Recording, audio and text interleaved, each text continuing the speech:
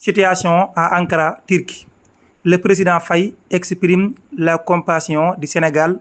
au président Erdogan. tey jii ci àllarba ji wax naa leen ni am na attentat bu am fële ca réewum Turquie ñu ne kon ci Ankara la xewee ñetti bakkan ñoo ci faatu ak fukk ak ñeenti nit yoo am ay gaañu gaañu bu ñu sukkandikoo ci kilifa réew ma président Recep Tayyip Erdogan mu jàpp ne daal mbir mi mbirum mbañeel dëgg la donte nag attaque boobu kenn revendiqué ko maanaam daal revendication amagu ci ne ñun ñoo ko def ñañ cey njort nag waa PKK ñeen lañ koy njort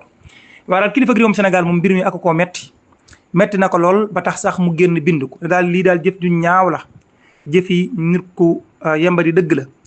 moo ngi koy ñaawlu bu baax a baax di ko naqarlu jaare ko ci réseaux sociaux yi nee daal se condamne fermement attaque terroriste bi am fële ci réewum Turquie di jëf ju ñaaw